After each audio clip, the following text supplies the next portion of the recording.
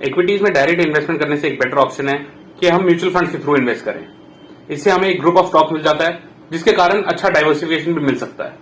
जैसा कि हम जानते हैं, diversification leads to lower risk, और डायरेक्ट इक्विटीज में इन्वेस्ट करके हमें डाइवर्सिफिकेशन पाने के लिए बहुत सारे स्टॉक्स लेने पड़ते हैं।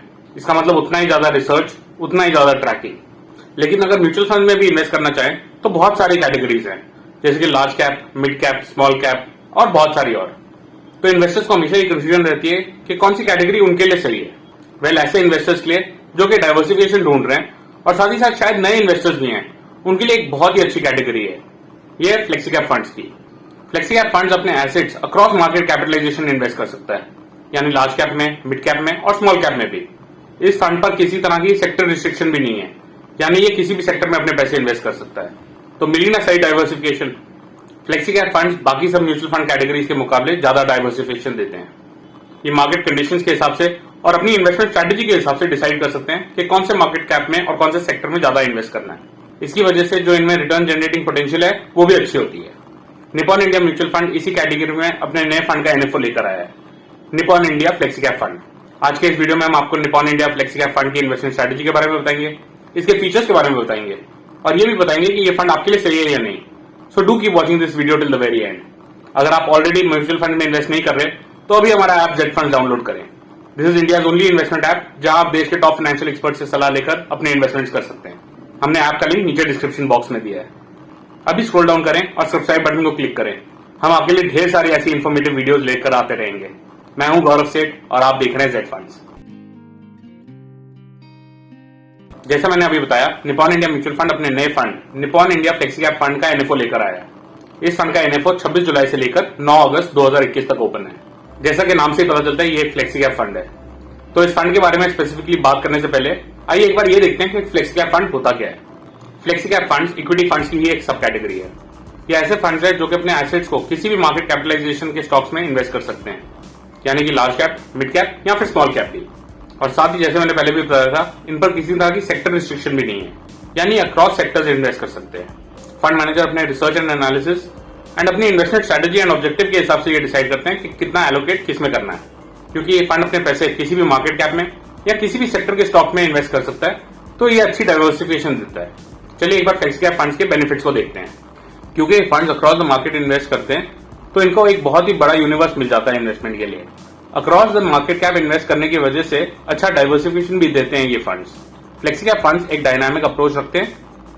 Across the market cap invested होने की वजह से इनमें पोटेंशियल होता है आउट परफॉर्म करने का अलग अलग मार्केट साइकिल्स में। ये तो था फ्लेक्सी कैप फंड्स के बारे में। चलिए अब Nippon India flexi cap fund के बारे में स्पेसिफिकली बात करते हैं। सबसे पहले इनकी इन्वेस्टमेंट अप्रोच पर एक नजर डालते हैं। मार्केट का व्यू और अट्रैक्टिवनेस को देखते हुए fund manager across the market cap assets को एलोकेट करेंगे। फंड ग्रोथ के साथ साथ स्टेबिलिटी पर भी फोकस कर रखेगा। फंड अपनी bottom up stock selection approach के जरिए एक reasonable allocation establish sector leaders में भी रखेगा। फंड की इन्वेस्टमेंट अप्रोच रहेगी मेगा कैप्स और लार्ज कैप्स में लोअर डिविएशन रखना, बाकी के लार्ज कैप बास्केट में एक्टिव डाइवर्जेंस रखना। मिड कैप और स्मॉल कैप स्टॉक्स के लिए फंड कोर ग्रोथ बिजनेस और न्यू एज बिजनेस पर भी फोकस रखेगा।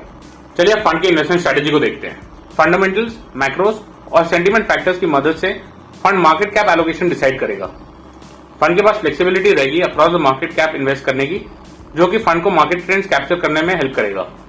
Fund will also keep an eye on global cues. Optimal risk return profile बनाने के लिए fund actively risk management measures भी बनाएगा। अब जब हमने Nippon India flexi cap fund के इन्वेस्टमेंट अप्रोच और स्ट्रैटेजी को समझ लिया है, तो आइए इसके एनएफओ के फीचर्स पर एक नजर डालते हैं। Nippon India flexi cap fund का एनएफओ सब्सक्रिप्शन के लिए 26 जुलाई से लेकर 9 अगस्त 2021 तक ओपन है। अब आप इस एनएफओ में या फिर दूसरे म्यूचुअल फंड में हमारे ऐप जेड फंड्स के थ्रू भी इन्वेस्ट कर सकते हैं। हमने ऐप का लिंक नीचे डिस्क्रिप्शन बॉक्स में दिया है। ये एक open ended dynamic equity scheme है जो कि अक्रॉस मार्केट कैपिटलाइजेशन अपनी इन्वेस्टमेंट रखेगा। इस फंड में ग्रोथ और इनकम डिस्ट्रीब्यूशन कम कैपिटल विड्रॉल ऑप्शन दोनों ही अवेलेबल है। मिनिमम लमसम इन्वेस्टमेंट इस फंड में आप 500 रुपए की कर सकते हैं। Nippon India flexi cap fund के मैनेजर्स मिस्टर मनीष गुनवानी और मिस्टर ध्रुवील शाह हैं। अगर हम एग्जिट लोड्स की बात करें तो बाकी इक्विटी फंड की तरह इस फंड पर भी कुछ एग्जिट लोड्स रखते हैं। अगर आप अपने यूनिट्स को परचेज के 1 साल के अंदर अंदर रिडीम कर लेते हैं तो पहले 10% यूनिट्स पर तो किसी भी तरह की एग्जिट लोड नहीं है। 10% के ऊपर आप जितने भी यूनिट्स रिडीम करेंगे उन पर आपको 1% का एग्जिट लोड देना पड़ेगा। अगर आप अपने यूनिट्स को 1 साल के बाद रिडीम करते हैं तो कोई भी एग्जिट लोड लागू नहीं है। फाइनली बात करते हैं इस फंड पर जो गेन्स होंगे उन पर एप्लीकेबल टैक्स रेट्स की। क्योंकि ये फंड प्रेडोमिनेटली अपने पैसे इंडियन इक्विटीज में लगाएगा, तो इस पर जो टैक्स लगेगा वो इक्विटीज की तरह ही लगेगा। यानी अगर आप यूनिट परचेज के 1 साल के अंदर अंदर बेच देते हैं तो उस पर आपको short term capital gains tax देना पड़ेगा, which is at the rate of 15%। अगर आप यूनिट्स को 1 साल के बाद बेचते हैं तो जो भी गेन्स होंगे उन पर आपको long term capital gains tax देना पड़ेगा, which is at the rate of 10%। लेकिन ध्यान रहे ये 10% भी आपको तभी लगेगा अगर आपके total gains in 1 financial year is more than 1 lakh rupees. ये तो थे इस एनएफओ के फीचर्स। अब सवाल यह आता है कि इस एनएफओ में आपको इन्वेस्ट करना चाहिए या नहीं, क्योंकि एक फ्लेक्सी कैप फंड है तो इसकी इन्वेस्टमेंट अक्रॉस मार्केट कैप्स रहेगी, यानी लार्ज कैप, मिड कैप और स्मॉल कैप में भी। किसी भी तरह की सेक्टर रिस्ट्रिक्शन ना होने की वजह से इस फंड में डाइवर्सिफिकेशन ज्यादा ही मिल जाता है। अलग अलग मार्केट साइकिल्स का फायदा उठाकर इस फंड के पास पोटेंशियल है to give better returns than other funds. Fund की खास बात यह है कि स्टेबिलिटी पर फोकस रखते हुए फंड न्यू एज बिजनेसेस में भी अपने पैसे इन्वेस्ट करेगा। तो ये फंड ऐसे इन्वेस्टर्स के सही है जो कि लॉन्ग टर्म के लिए अपना पैसा across market caps and across sectors invest करना चाहते हो। हाउएवर इक्विटीज में इन्वेस्टमेंट अपने रिस्क के साथ ही आता है। हमारी रिकमेंडेशन हमेशा यही रहती है कि इन्वेस्ट करने से पहले फंड की सूटेबिलिटी अपने पोर्टफोलियो के लिए समझ लें और इसके लिए अपने फाइनेंशियल एडवाइजर या म्यूचुअल फंड डिस्ट्रीब्यूटर से जरूर बात करें। अगर आपके इस फंड को लेकर या किसी भी और फाइनेंशियल प्रोडक्ट को लेकर कोई भी सवाल या कमेंट्स हो तो नीचे दिए गए कमेंट सेक्शन में या फिर हमारी वेबसाइट zfunds.in पर लिखें। अगर आप अपने म्यूचुअल फंड पोर्टफोलियोज रिव्यू करवाना चाहते हो और हमारे साथ अपनी इन्वेस्टमेंट स्टार्ट करवाना चाहते हो तो अभी हमें व्हाट्सएप करें ऑन 7217746224। आई होप आपको ये वीडियो अच्छी लगी। Do not forget to like and share this video. Also do subscribe to our channel for regular updates on many more such videos. Thank you for watching Z Funds.